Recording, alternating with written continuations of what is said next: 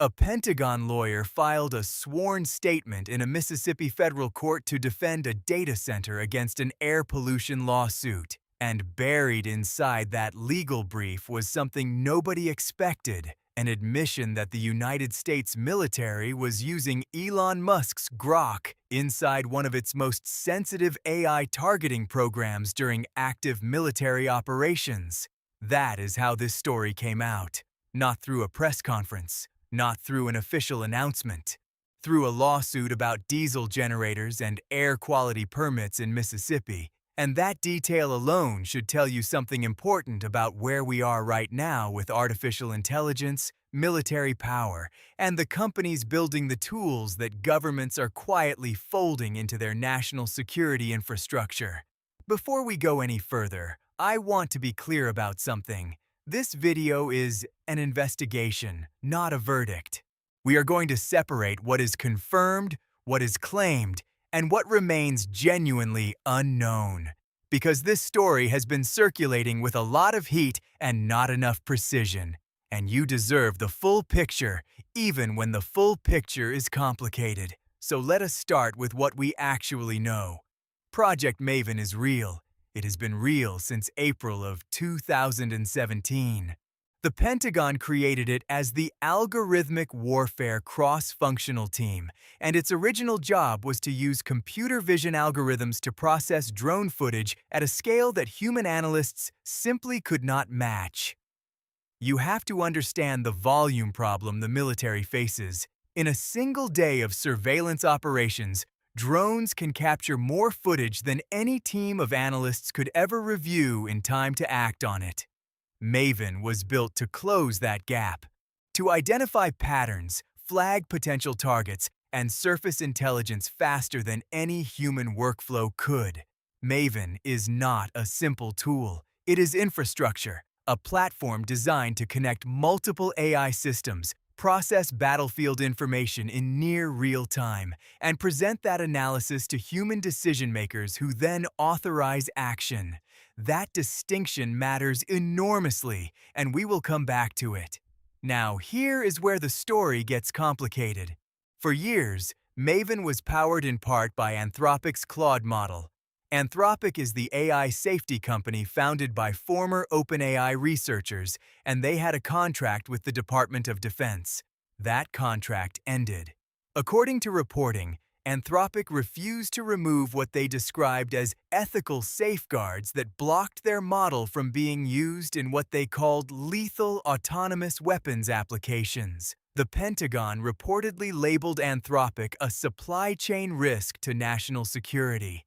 Let that phrase sink in for a moment. Supply chain risk to national security. That designation is typically used for foreign adversaries or unreliable foreign manufacturers. The United States government applied it to an American AI company because that company would not remove its own safety restrictions. That is the moment this story becomes about something much larger than any single conflict or any single contract. In July of 2025, the Pentagon awarded a $200 million contract split across 4 AI companies: xAI, Google, OpenAI, and Anthropic. The stated purpose was agentic AI workflows across various mission areas. In January of 2026, the Defense Department announced that Grok would be integrated into Pentagon networks. On February 23, 2026, xAI signed an agreement permitting military use of its technology in classified systems. Those are confirmed facts. 5 days later, on February 28, 2026, Operation Epic Fury began. United States military forces, in a collaborative operation with Israel, struck Iranian targets. CENTCOM reported nearly 2,000 Iranian sites hit and more than 2,000 munitions launched in the first 100 hours of the operation. Now here is where we have to slow down and be honest about what we know and what we do not. Cameron Stanley, the Pentagon's chief digital and AI officer, filed a sworn statement in that Mississippi federal court. In it, he said that the Defense Department relies on the Grok Gov model, tuned specifically for United States government specifications to provide critical support to military operations including targeting, intelligence, readiness, and recruitment. He also said the military relies on derivatives of Grok commercial offerings within the Maven smart system. That statement is the primary source for this story. It is a sworn legal document. It is not a press release shaped for public consumption. It was filed to defend XAI's Mississippi data center against an NEOACP lawsuit over diesel generator emissions and air pollution in a community that has faced environmental concerns for years. The Pentagon needed to argue that the data center was mission critical, so they explained exactly why it was mission critical, and in doing so, they confirmed something that had never been officially stated before. What they did not confirm is the exact nature of Grok's operational role. They did not say Grok selected targets. They did not say Grok launched munitions. They did not say Grok made autonomous decisions about who or what would be struck. What they said is that the military relies on derivatives of Grok within the Maven smart system for targeting and intelligence support.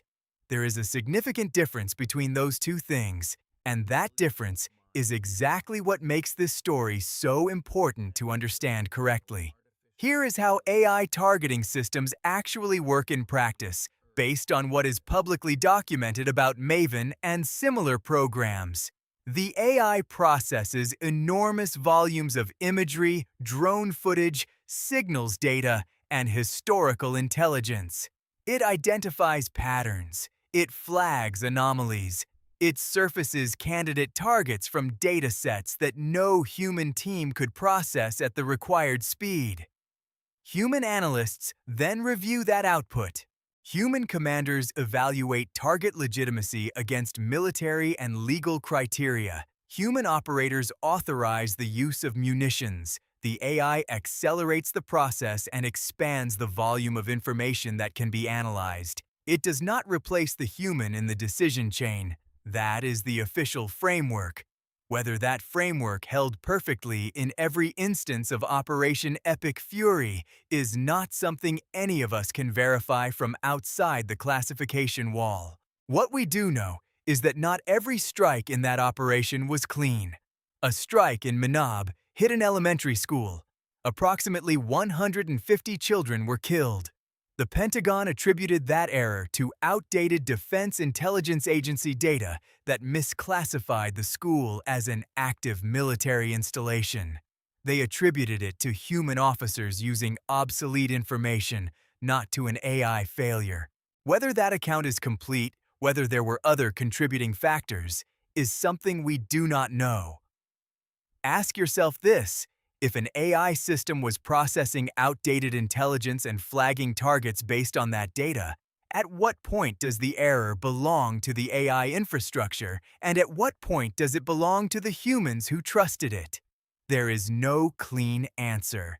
That question is going to define a lot of legal, ethical, and policy battles in the years ahead.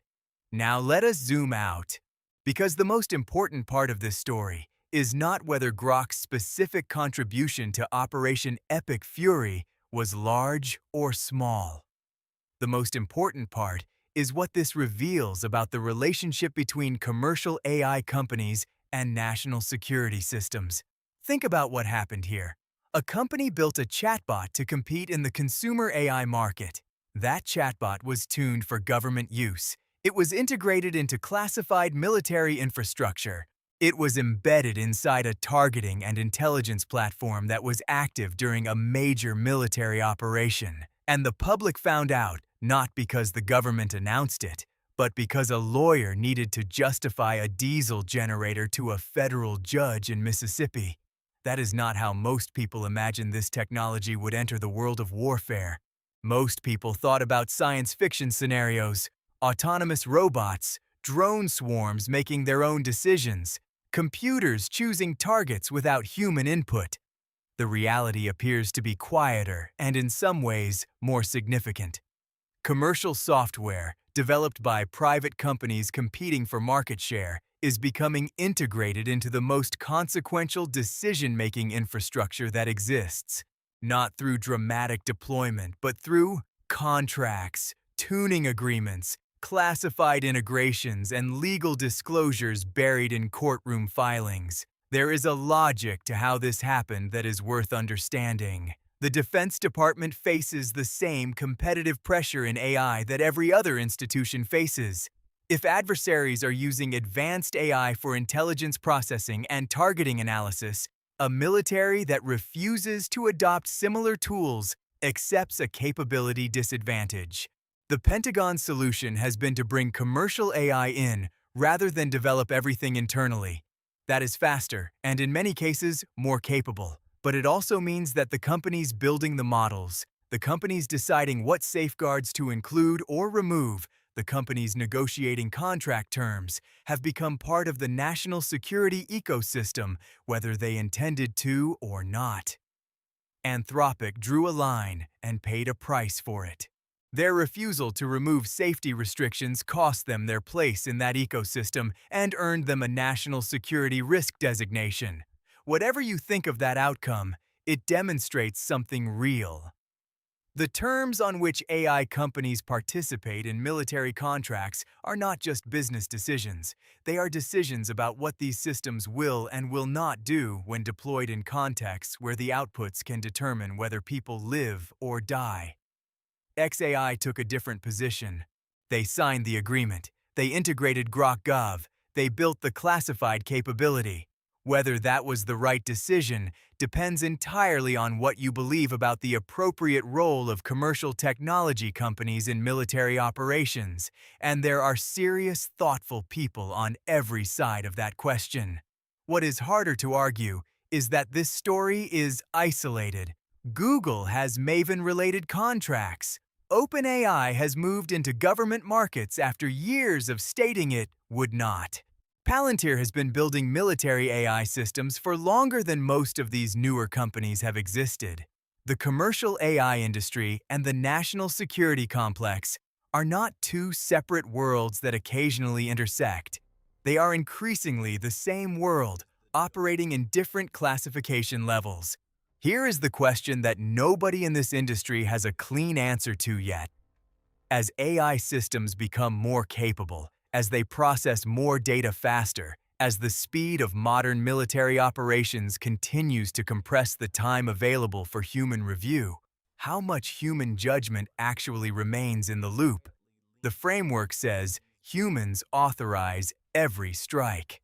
The reality of operating at scale, at speed, with AI surfacing thousands of targets from thousands of data points, is that the human review becomes increasingly dependent on trusting the AI's analysis. At some point, the question of whether the human is genuinely deciding or genuinely confirming becomes genuinely difficult to answer. That question matters not just for military applications, but for every domain where AI is being integrated into high-stakes decision-making: medicine, financial markets, infrastructure management, law enforcement. The military context makes it viscerally clear because the stakes are lethal. But the underlying dynamic, humans relying on AI outputs in ways that gradually shift the locus of effective decision-making, is happening across every sector. So what actually happened with Grok and Iran? Here is the honest answer. A commercial AI model was integrated into a multi-system military AI platform and was active during a large-scale military operation. The exact contribution of that model to specific targeting decisions is not publicly known and may never be publicly known, given the classification involved. What is confirmed is the integration itself, the infrastructure it was part of, and the fact that the Pentagon disclosed this not voluntarily, but in response to a legal proceeding. The story that went viral asked whether Grok launched attacks on Iran. That is the wrong frame. The real question, the one that will matter for the next decade and beyond, is this: how did the companies building consumer AI products become embedded in military targeting infrastructure? When did that happen? Who decided? what safeguards were included or excluded, and who is accountable if those systems contribute to errors that kill people. Those questions do not have answers yet. They are the questions that should be driving policy, legal frameworks, international agreements, and serious public debate. And most of that debate is not happening because most people do not know this story exists, because it came out in a Mississippi courtroom in a filing about air pollution. The line between the AI in your phone and the AI in a classified targeting system is not as clear as most people assume. That line has been getting harder to see for years. This story did not create that blurring. It just gave us a rare, accidental glimpse of how far that process has already gone. If you want to stay ahead of the stories that actually shape where this technology goes next and how it might end up affecting industries, markets, and yes, the cars and technologies in your life in ways nobody is advertising, stick with us. The next chapter of this story is already being written in contracts, in courtrooms, and in classified networks that most people will never see. We will be here when the next disclosure drops.